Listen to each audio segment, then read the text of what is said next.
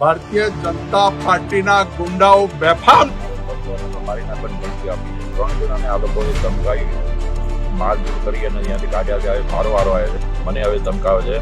PI સાહેબ 5 વાગે બનાવ બને, 6 વાગે પોલીસને જાણ થાય, બીજા દિવસે 12 વાગે તમે ફરિયાદ લો છો, એનો મતલબ તમારી ભૂમિકા શું છે એની ખબર પડે છે. 24 કલાક અમે તમને આપીએ છીએ, તમે કાં તો ધરપકડ કરો અથવા સાબિતી કરો. ગાંધીનગરના દહેગામ ખાતે લાકડાના વેપારી ગોપાલ સોની કે જેને એક દિગ્ગજ રાજકારણીના દબાવ હેઠળ આવીને ઝેરી દવા પી અને આપઘાતનો પ્રયાસ કર્યો હતો. જો કે સારવાર દરમિયાન ગોપાલ સોનીનું નિધન થયું હતું. હવે આખા આ ઘટનાની અંદર ગોપાલ સોનીનો સોશિયલ મીડિયાના માધ્યમથી એક વિડીયો સામે આવ્યો કે જેમાં તેને આત્મહત્યા કરવા પાછળનું કારણ જણાવ્યું.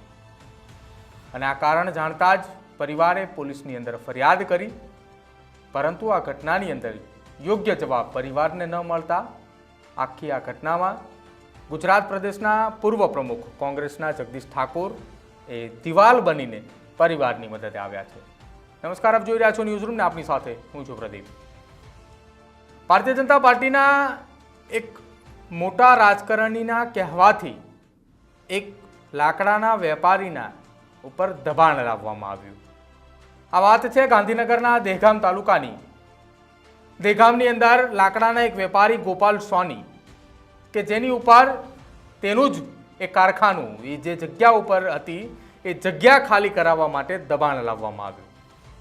જે ગોપાલ સોની છે એ ગોપાલ સોની એક કામધેનુ સોસાયટી મિલ નામે લાકડાનું કારખાનું ચલાવતા હતા અને 2022માં ટ્રસ્ટના કમિટીની અંદર ચેરમેન તરીકે સુમેરુ અમીનની નિમણૂક થઈ અને જ્યારથી તેમની નિમણૂક થઈ ત્યારથી તેમના પુત્ર કૌશલ અને હર્ષિલે જગ્યા ખાલી કરાવવા માટે એ સતત દબાણની શરૂઆત કરી.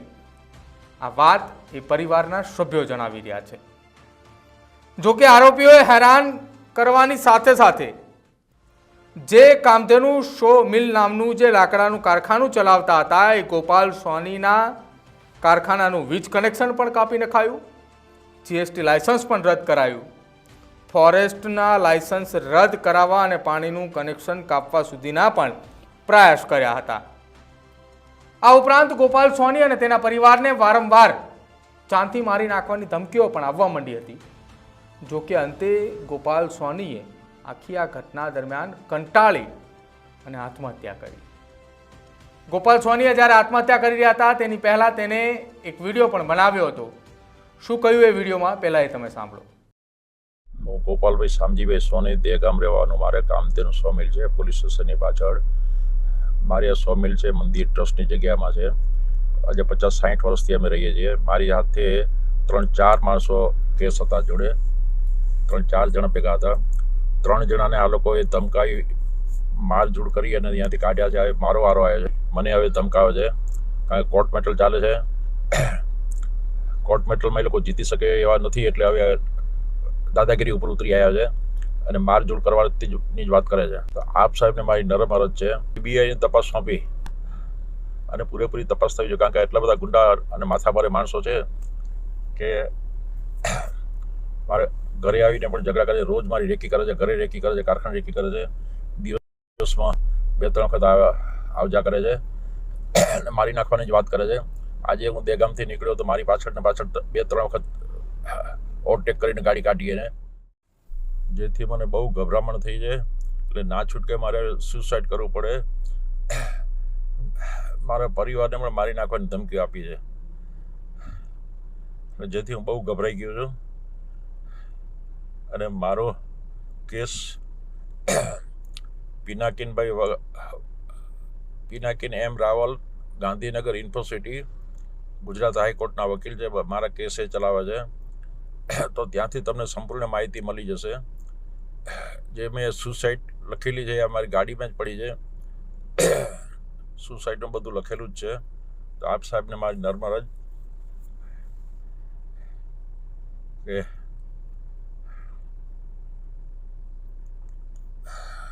કાંઈ ઘટતું કરવા મહેરબાની. હું કાંઈ બોલી શકતો નથી, એટલો બધો ગભરાઈ ગયેલો છું.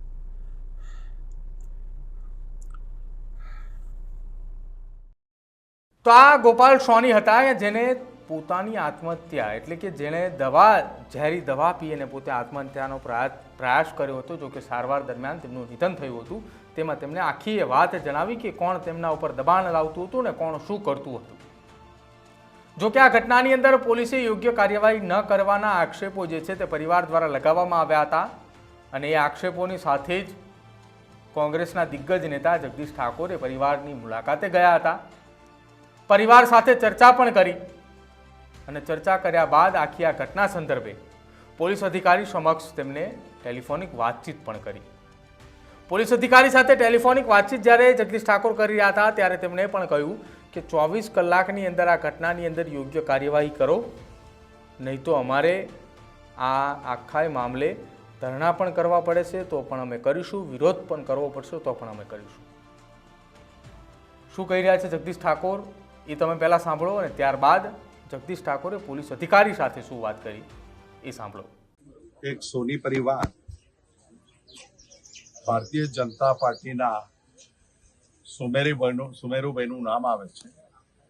તાલુકાનું મોટું માથું, ટ્રસ્ટની જગ્યા છે. 70 વર્ષથી લોકો વસવાટ કરે છે. સત્તા નગરપાલિકામાં એમની, ધારાસભ્ય એમના, સરકાર એમની ગેરકાયદેસર ધાક ધમકીઓ, પોલીસની મદદ લઈને બધું ખાલી કરાવી રહ્યા છે. અને એક સોની પરિવાર જેનો હાઈકોર્ટમાં કેસ ચાલે છે અને જો તમે બધા વિડીયો જોશો તો એટલી ગંદી ગાળો બોલે છે કે કોઈક સામાન્ય માણસ પણ ના બોલતો હોય. આ મોટા ગજાના પોતાની જાતને ભાજપના મોટા નેતા ગણતા એટલી ગંદી ગાળો બોલે છે, મારે છે અને અસહ્ય ત્રાસ ગુજારે છે. પરિવારને હું મળવા આવ્યો છું અને એટલો બધો ત્રાસ હતો કે એમણે સુસાઇડ કરવું પડ્યું. એમના વકીલને મળે છે, સુસાઇડ નોટ લખે છે, સુસાઇડ કરતા પહેલા વિડીયો બનાવે છે અને પરમધામ જતા રહે છે.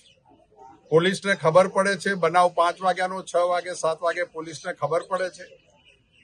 એમના પરિવારજનો ફરિયાદ લેવાનું કે છે, પોલીસ ફરિયાદ નથી લેતી અને બીજા દિવસે 3જી તારીખે 5 વાગ્યાનો બનાવ, 4થી તારીખે 12 વાગ્યા પછી એમની ફરિયાદ લે છે. એસપીને કહેવામાં આવે છે અંતિમ વિધિ નહીં કરીએ જ્યાં સુધી ફરિયાદ નહીં લો ત્યાં સુધી આવી વાત કરવામાં આવે પછી એમની ફરિયાદ લેવાય છે. ભારતીય જનતા પાર્ટીના ગૃહમંત્રી હર્ષ સંઘવી કહે છે કાયદામાં રહેશો તો ફાયદામાં રહેશો, પણ ભાજપ માટેનું સૂત્ર છે ભાજપવાળા કાયદો તોડશો તો પણ ફાયદામાં રહેશો. ભાજપવાળા તમારા ત્રાસથી કોઈક સુસાઇડ કરે તો પણ તમારો વાળ વાંકો નહીં થાય એવો દાખલો આ દહેગામમાં ભારતીય જનતા પાર્ટીની સરકારે બેસાડ્યો છે. જ્યાં સુધી કોંગ્રેસ પાર્ટીને સવાલ છે ત્યાં સુધી કોઈ પણ અત્યાચાર ભારતીય જનતા પાર્ટી કે ભારતીય જનતા પાર્ટીનો આગેવાન કે એની સરકાર કરતી હશે, અધિકારી કરતી હશે, ત્યાં દિવાલની જેમ કોંગ્રેસ એની વચ્ચે ઉભી રહે છે. 11 તારીખે ફરીથી હું આવવાનો છું. બધા પેપર તૈયાર કરવાની વાત કરી છે. કોંગ્રેસ એના લડતના મંડાણ કરશે. આવેદન દહેગામથી માંડી, કલેક્ટરથી માંડી, એસપીને, ડીજી સુધી આવેદન પત્રો અપાશે. એની રેલીઓ કાઢીશું અને વિધાનસભા જયારે મળી રહી છે ત્યારે વિધાનસભામાં પણ આનો પડઘો પાડીશું. એકમાત્ર જ્ઞાનીબેન લોકસભામાંથી ચૂંટાઈને આવ્યા છે.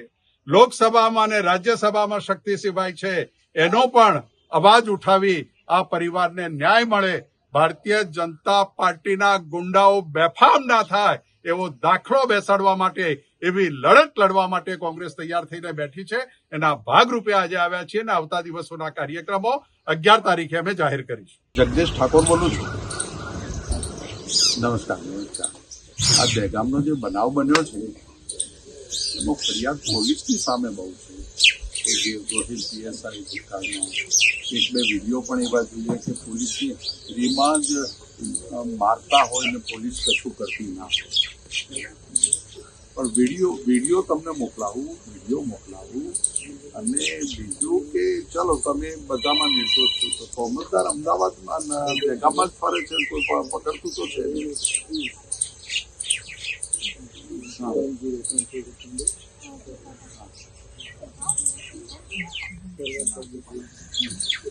પીઆઈ સાહેબ 5 વાગે બનાવ બને, 6 વાગે પોલીસને જાણ થાય, બીજા દિવસે 12 વાગે તમે ફરિયાદ લો છો, એનો મતલબ તમારી ભૂમિકા શું છે એની ખબર પડે છે.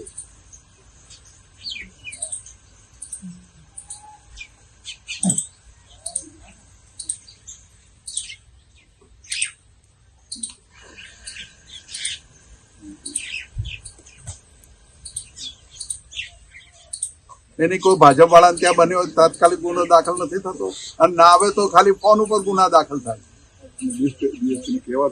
ડીએસપી ને આ પરિવાર એમ કે છે કે ડીએસપી ને બધાને અમે વાત કરી છે, એ પછી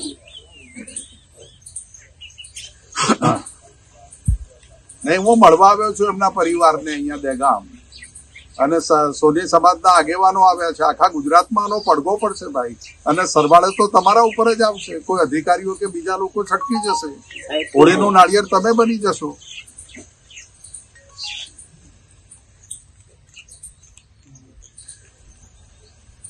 અહીં આવીને એના કપડા લઈ જાય છે, કોકના ફાર્મમાં રહે છે, ઘરે રોજ રાત્રે સુવા માટે આવે છે.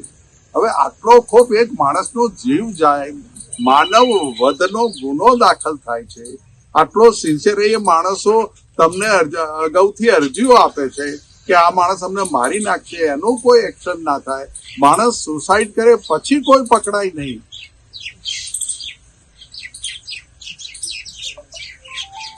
એટલે તમે પકડશો કે ભાજપમાંથી ના પાડે ત્યાં સુધી નહીં પકડો.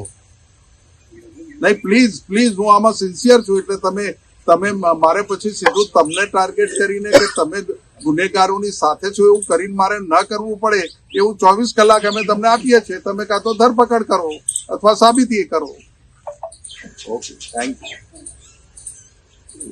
આ 24 કલાકમાં પકડે, બરાબર છે. તો ભારતીય જનતા પાર્ટીના મોટા ગજાના નેતાથી ત્રાહિમામ થઈને દહેગામના લાકડાના વેપારી ગોપાલ સોનીએ આત્મહત્યા કર્યા બાદ હવે આ મામલો આખો ખુલીને સામે આવ્યો છે.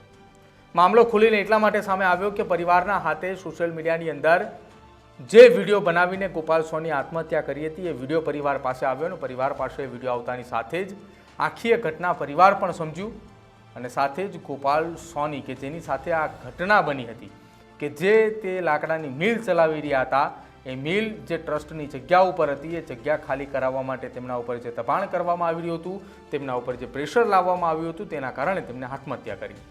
પરંતુ હવે આ ઘટનાની અંદર પોલીસની તપાસ કઈ દિશાની અંદર જાય છે એ જોવાનું રહેશે.